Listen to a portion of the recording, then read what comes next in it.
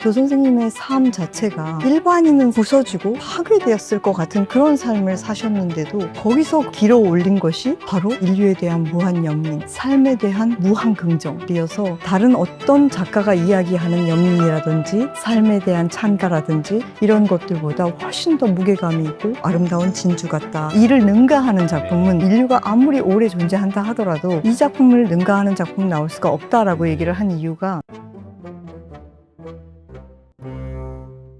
여러분 안녕하십니까. 책이 삶이 되고 삶이 책이 되는 시간, 책과 삶, 책과 사람의 김재원입니다. 혹시 읽고는 싶은데 미처 차마 읽지 못한 책이 있으실까요? 아마 그 중에 한 권이 작가 도스토옙스키의 책이 아닐까 싶습니다. 맞습니다. 읽고는 싶은데 차마 읽지 못한 책. 그 이유는 분량 때문일 텐데요. 무려 도스토옙스키의 장편 4권을 완역하신 분이 있습니다. 오늘 그 이야기 나눠보겠습니다. 김정아 박사님 함께합니다. 어서 오십시오. 안녕하십니까. 구독자 여러분께 인사 부탁드립니다. 안녕하십니까. 도스토옙스키 전도사 김정아입니다. 도스토옙스키 전도사라는 네. 표현을 쓰셨네요. 어마어마하게 4대 장편 소설을 완역하셨어요. 축하드립니다. 감사합니다. 큰일 하셨습니다. 큰일 했습니다. 네.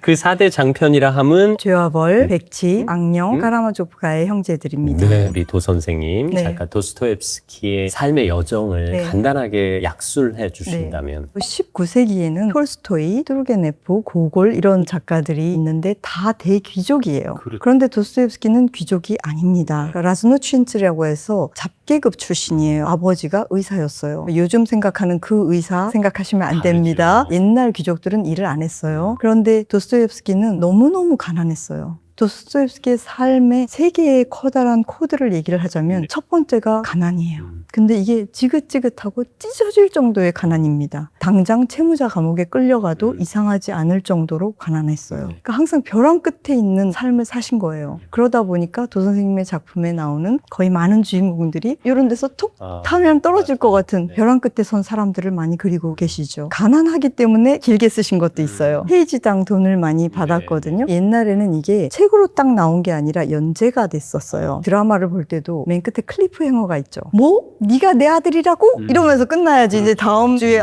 얘가 얘 아들이라는데 어떻게 된 거야? 막 이런 게 있잖아요. 도 선생님도 마찬가지셨어요. 클리프 행어들이 계속 있어요. 아, 그래서 장면 스릴이 넘치는 맞습니다. 연재였기 네네. 때문에. 그다음에 도 선생님이 가난했던 이유가 돈을 못 벌어서가 아니에요. 내가 만약에 3,000루블이 있으면 옆집 사람이 와서 나 3,000루블 다 꿔줘. 이래도 그냥 꿔줘요. 연민이 먼저인 거예요. 계산은 나중인 거예요. 그러면 작품 전반에 연민이 흐르고 있어서 이 작품을 주도해 나가는 일종의 살인자, 미치광이, 그리고 소외받은 사람, 도망 다니는 사람, 이 모든 사람을 아우르는 단어가 연민이 아닐까 싶어요. 연민에 대한 테마가 가장 극명하게 드러나는 곳이 백치입니다. 거기서는 심지어 뭐라고 얘기를 하냐면 연민은 인류의 가장 중요한, 아니 유일한 존재 법칙이다라고 얘기를 하고 있어요. 그 말은 곧 연민이 없으면 그 사람은 사람이 아니라는 소리죠. 네. 3개의 코드가 있다고 했는데 가난과 같이 세트로 있는 것이 도박이에요. 도박 중독. 그것도 역시 한탕을 해서 잘 살고 싶다가 아니고 나한테 손 벌리는 사람한테 더 이상 없다고 얘기하기 싫은 거예요. 다 도와주고 싶은 그런 마음. 두 번째 큰 테마가 간질. 지금은 뇌전증이라는 의학 용어를 써야 되지만 조 선생님이 굉장히 심각한 관질 환자입니다. 간질이 가지고 있는 신화적인 의미가 있어요. 뭐냐면 간질 발작 직전에 일어나는 그 순간을 우리가 맨정신으로는 볼 수 없는 저 세계, 피안의 세계, 신의 세계에 대한 잠깐 엿보기 이런 거라고 생각을 해서 자기가 가장 사랑하는 캐릭터인 백치의 주인공인 무의식기금 공작한테 이 병을 줍니다. 그리고 또 악령에 보면 악령에는 가장 사랑할 수 있는 캐릭터가 키릴로프와 샤토프인데 키릴로프에게 간질을 줍니다. 그런데 까라마조프가의 형제들에 오면 완전히 달라져요. 간질에 대한 도 선생님의 태도가. 그 이유가 뭐냐면 까라마조프가의 형제들을 쓸 때 초반에 도스토옙스키가 가장 사랑하던 막내 아들이 죽습니다. 오전에 빵긋빵긋 웃던 그 아이가 오후에 첫 번째 간질 발작을 일으켜서 죽어요. 더 이상 도 선생님은 간질을 축복으로 받아들일 수가 없는 거예요. 그래서 까라마조프가의 형제들에서는 간질이 가장 질이 나쁘고 실제 살인자인 스메르자코프한테 간질이라는 병을 주면서 그것이 범죄의 알리바이로 쓰이게 되죠. 까라마조프가의 형제들에서는 그것은 고통의 산물인 거예요. 간질을 마치 그 인생이 짊어져야 할 십자가 십자가처럼 주어지기도 했군요. 그렇기도 하고 도선생님한테서는 최초에서는 본인은 신의 세계를 엿볼 수 있는 축복이었는데 더 이상 축복으로 받아들이기가 힘든 거예요. 실제 인생에서 수감 생활과 시베리아 유해용 생활을 경험하게 됩니다. 누군가의 편지를 낭독했다는 이유만으로 고골의 편지를 네. 낭독했다는 이유만으로 네. 도선생님 인생을 벌컥 뒤집어 놓은 그 사건이 발생을 하죠. 28살 때 페트라쉐프스키 클럽에서 벨린스키가 고골에게 보내는 서한을 낭독했다는 이유만으로 거기 있는 모든 사람이 다 잡혀가고 도선생님도 당연히 잡혀갑니다. 그런데 유세 감옥에 8개월을 갇혀 있어요. 네. 그런데 12월 새벽에 갑자기 다 광장으로 나오라는 거예요. 그러더니 3명씩 기둥에다 세워놓고 사형 집행을 할 때 씌우는 고깔 모자를 씌운 거예요. 도선생님은 3번째 줄이었어요. 그때 당시에 도선생님은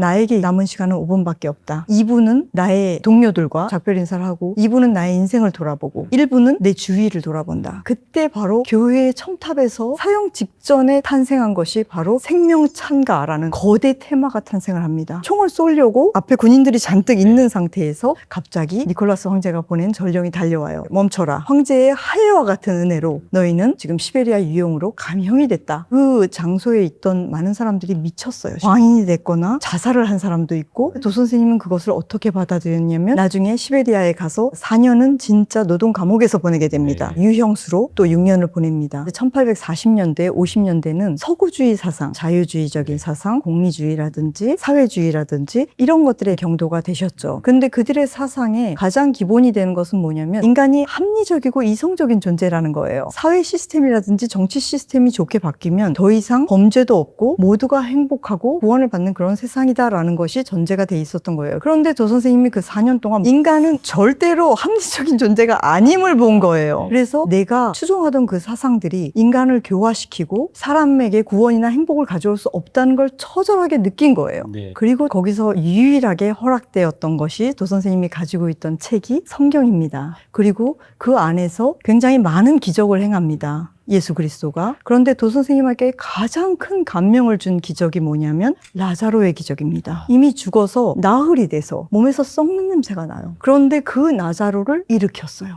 나흘 만에. 그 기적은 도 선생님한테 굉장히 큰 충격을 줍니다. 그러니까 본인이 4년 만에 부활한 라자로다. 그런데 도 선생님은 그것을 어떻게 해석했냐면 내가 페트라쉐프스키에서 활동을 더 많이 했었으면 이 러시아적인 것, 그리스도적인 연민 이런 것들을 다 잃었을 텐데 그런데 나로 하여금 그 상태에서 시베리아로 보냄으로써 다시 부활할 기회를 줬다라고 해서 시베리아 유형을 가기 전에는 살짝 반짜르적이었는데 다녀와서는 완전히 과격한 친짜르주의자가 되십니다. 완전히 다른 사람이 되는 거죠. 그렇게 해서 쓴 작품이 죄와벌입니다. 그래서 죄와벌의 주인공인 라스콜르니코프의 이야기는 도 선생님의 이야기입니다. 죄와 벌, 백치, 악령, 까라마조프가의 형제들 네. 순서로 작품이 나오게 네, 됩니다. 맞습니다. 이 죄와 벌이라는 작품은 자신이 평범한 사람이 아닌 초인이라고 생각하는 주인공의 살인을 목도하고 죄와 벌이 결국 구원으로 가기까지의 그 여정을 그린 작품이 아닐까 싶기도 한데 어떤 부분에 마음을 두세요? 제목부터 설명을 하겠습니다. 네. 이게 영어로는 crime and punishment예요. 한국말로 할 때 죄라고 하면 법을 어겼을 때의 범죄자, crime을 범한 criminal. 예를 들어서 아들이 살인을 저질렀어요. 라스콜리니코프처럼. 그럼 그 사람은 crime을 저지른 criminal이 되는 거죠. 그런데 라스콜리니코프의 엄마, 그때는 내가 criminal이라는 게 아니죠. 내가 sinner라는 거죠. 내가 도덕적인 죄인이라는 거죠. 러시아어로 뿌리스투플리니에 그 말이 뭐냐면 뿌리라는 게 삐리라는 건데 여기 선이 있어요. 선을 넘어가는 게 뿌리예요. 그리고 스투피츠는 이렇게 행동한다는 거예요. 그러니까 선을 넘어가는 행위를 얘기하는 거예요. 어원으로 따졌을 때 크라임이라는 건 선을 넘어가는 행위인데 여기서 라스콜니코프는 계속 뭐라고 얘기를 해요. 내가 선을 넘을 수 있는 사람인지 아닌지 나는 시험하고 싶다. 그 얘기가 계속 나오는 거예요. 그런데 여기서 이제 우리가 극명하게 생각하는 거는 2명을 죽였죠. 알리오나 노파라는 사람을 죽였고 목격자가 됐기 때문에 너무너무 착한 리자베타를 또 죽여야 했어요. 도끼로 이제 머리를 내려 찍어서 죽이는데 분명한 크라임이죠. 그건 죄예요. 이렇게 읽을 수도 있죠. 그러면 crime and punishment예요. 말 그대로. 말 그대로.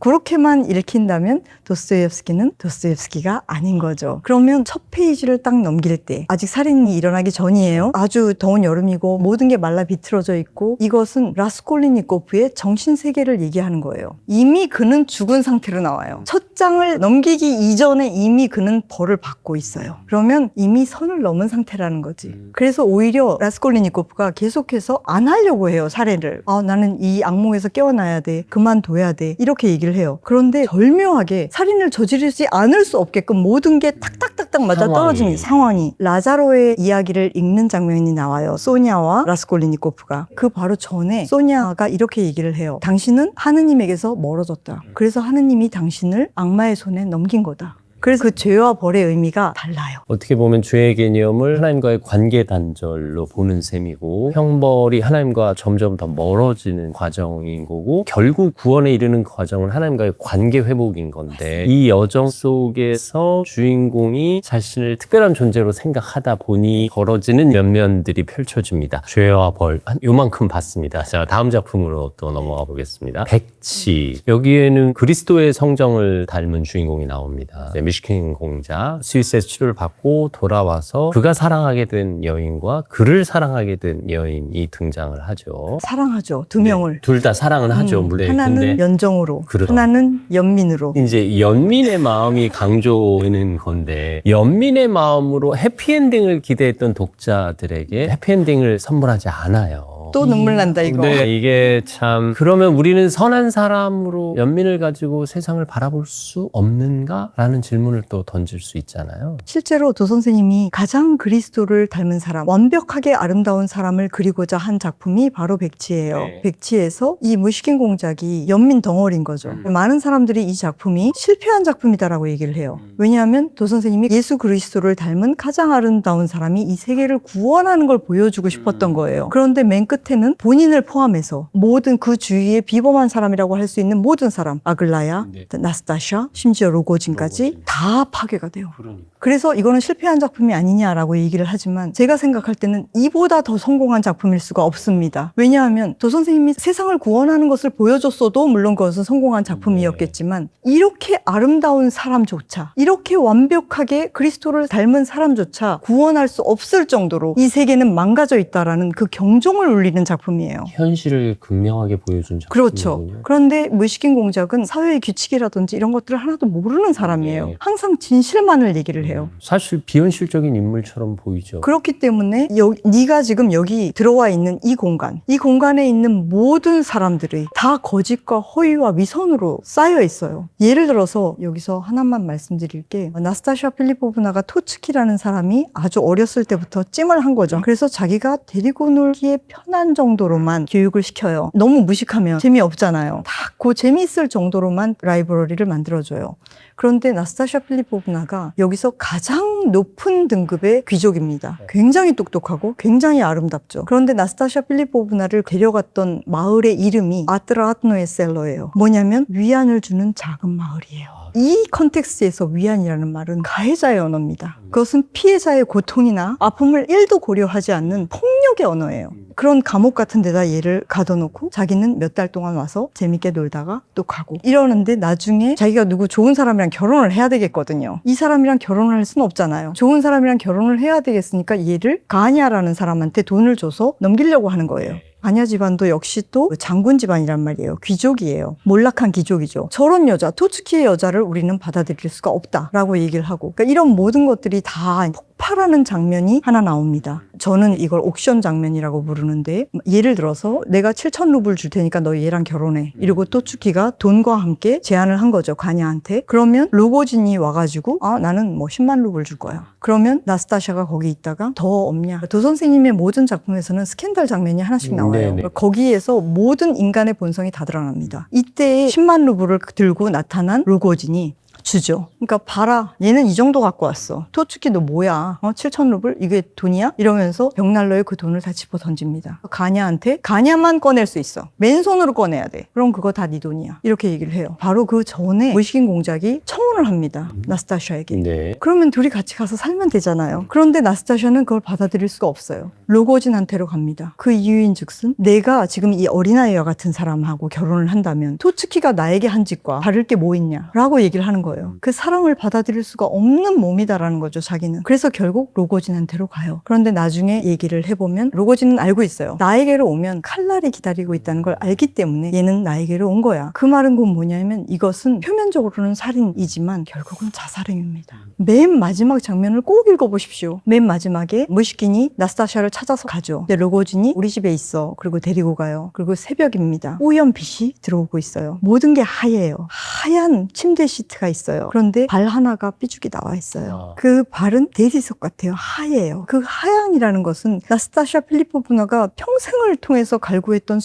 순결입니다. 그런데 거기에 요만한 까만 파리가 하나 뉘잉 와서 나스타샤 필리포브나 머리가 있음직한 그 부분에 가서 앉습니다. 그게 바로 토츠키예요. 19세기의 토츠키고 20세기의 토츠키고 21세기의 토츠키예요. 그러니까 네가 이 세상에서 위안이라는 이름으로 파괴한 게 대체 뭔지를 봐라라는 거예요. 그거보다 더 강력한 경종이 어디 있습니까? 그리고 그 바로 앞에 무이시킨이 로고진을 안고 있어요. 둘 다 미쳐가고 있는 거죠. 그러면서 무이시킨의 눈에서 흐른 눈물이 로고진의 눈물과 합해지고 있습니다. 제가 봤을 때는 이게 바로 피에타의 장면이잖아요. 근데 역피에타인 거죠. 살해당한 아들을 안고 있었던 성모, 그리고 살인자를 안고 있는 예수. 백치 속에 나타난 선한 인간이 구원하고 싶었던 세상에서 결국 모두가 파괴되고 마는 그 결말을 잘 보여주셨습니다. 악령은 결이 좀 다릅니다. 정치적인 이야기이기도 하고 어떻게 보면 사상이라는 악령에 사로잡힌 자의 결말을 우리가 목도하는 작품인데요. 이 작품에서는 어떤 점을 들여다볼까요? 4개의 작품이 다 연결이 된다고 네네네네. 했잖아요. 우리가 백치에서 예수 그리스도를 닮은 분이 왔다가 스위스로 갔죠. 그렇죠. 그러면 그 빈자리에 악령이 들어차는 거죠. 악령은 거대 사상이 너무 많이 등장하고 그 사상들이 서로 부딪히고 공명하면서 사람들이 무서워하는 작품이기도 그렇죠. 합니다. 그런데 도 선생님은 어떻게 생각을 했냐면 내가 40년대에 서구주의 사상에 경도돼가지고 지금 시베리아 갔다 왔잖아요. 그런데 60년대가 되니까 더 과격해진 거죠. 근데 네차예프 사건이라는 게 발생을 해요. 네. 반체제적인 그 그룹에서 누군가가 배신을 하려고 하니까 얘를 굉장히 잔혹하게 죽입니다. 그래서 그 살인자 이름이 이제 네차예프인데 그걸 보고 도 선생님이 굉장히 깜짝 놀라신 거예요. 이제 가만히 두면 큰일 나겠구나. 그래서 원래 그리스도가 빠진 그 자리에 악령들이 판을 치는 거죠. 그래서 여기서 악령이라는 것은 실제로 서구 사상에 물든 사람들인 거예요. 그래서 서구 사상에 물들면 결국 다 죽는다는 거예요. 라스콜리니코프가 끝까지 계속 화가 나요. 왜 화가 나냐면 내가 초인이 아니라는 사실에 대해서 화를 냅니다. 근데 자기가 추구했던 그 사상, 초인 사상에 대해서는 그게 틀렸다고 생각 안 해요. 네. 단지 내가 초인이 아니라는 거, 내가 선을 넘을 수 없는 찌질이라는 거, 그게 화가 나는 거예요. 그런데 에필로그에서 아메바 꿈을 꾸죠. 바이러스 꿈을 꿔요. 이게 서구에서 온 바이러스인데 바이러스에 걸리면 내가 다 옳아요. 모든 사람이 자기가 믿고 있는 게 진리예요. 그러면 예를 들어서 라스콜리니코프는 알리오나를 이라고 생각했잖아요. 네. 그러면 다른 사람의 눈에 라스콜리니코프가 이가 되겠죠. 그렇죠. 그러면 다 죽는 거예요. 절멸. 바로 그런 세상을 보여주는 게 악령입니다. 이제 까라마조프가의 형제들로 마무리가 되는데요. 아시는 것처럼 살해된 아버지를 둘러싼 세 아들과 서자 네. 사람이 의심을 받고 결국 살인범이 밝혀지기까지의 여정입니다. 까라마조프가의 형제들에 대해서는 어떤 부분을 좀 언급하고 싶으세요? 그래서 까라마조프라는 그 의미를 알게 되면 조금 다르게 읽힙니다. 네. 이거는 도 선생님의 마지막 작품이고 도 선생님의 모든 것을 다 갈아 넣은 작품이고 작품을 쓰시고 나서 2개월 후에 돌아가십니다. 네. 근데 이 까라마조프에서 까라라는 게 터키어로 검다는 뜻이에요. 까라가 검다는 뜻이고 그 검다라는 것은 벨벳의 아주 뽀얗고 예쁜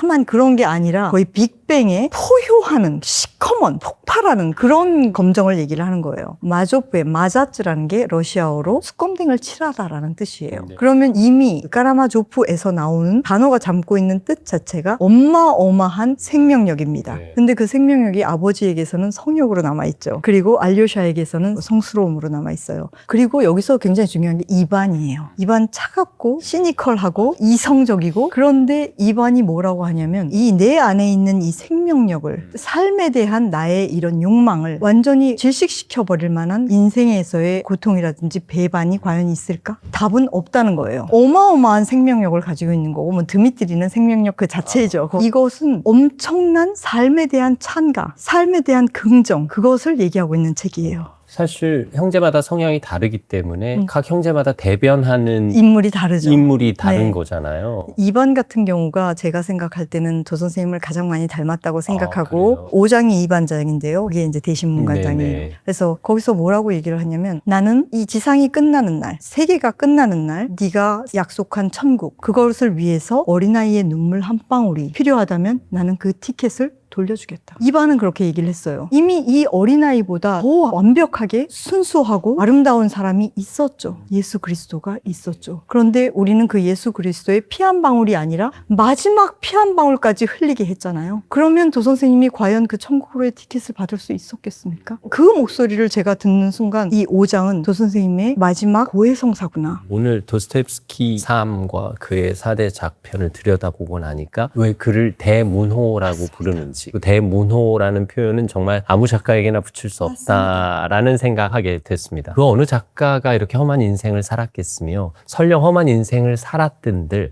자신의 작품에 자신의 인생을 이렇게 펼쳐놓을 수 있었을까 하는 생각을 하면서 저도 경외감이 생기고 어떻게든 버킷리스트 삼아서라도 꼭 읽으십시오. 네, 꼭 읽어야 할 책처럼 느껴집니다. 사실 한 권 한 권의 분량도 어마어마한 책들인데요. 그 책을 한꺼번에 합본으로 출판하셨습니다. 어떻게 이런 생각을 하셨어요? 제가 원래 한 권 한 권 번역할 때는 이게 다 따로 하나하나의 완성본이라고 생각을 했어요. 네. 그런데 네 권을 다 번역을 하고 보니까 이것이 도스토옙스키 삶의 철학의 사상의 하나의 기승전결인 거예요. 네. 그래서 이것은 한 권으로 묶여야 한다라고 생각을 한 거죠. 제가 이 책을 보고 나서 성경책은 얇은 책이구나 라고 생각했습니다. 얼마나 걸리셨어요? 10년 걸렸습니다. 저에게 있어서 도 선생님을 번역한다는 것은 도 선생님과의 대화를 한다는 거예요. 네. 정말 혼신의 힘을 갈아 넣은 작품이 아닐까 싶은데요. 도 선생님께서도 감동하시겠어요. 사실 당신이 책을 쓸 때만 해도 이 책이 큰 인기를 끌이라 생각도 못했을 것이고 전 세계적인 인기뿐만 아니라 당신의 나라가 아닌 다른 나라에서 이렇게 4대 장편이 합본으로 게다가 이런 멋진 양장본으로 나오리라고는 상상도 못하셨을 텐데요. 이 책을 사면 이게 따라오더군요.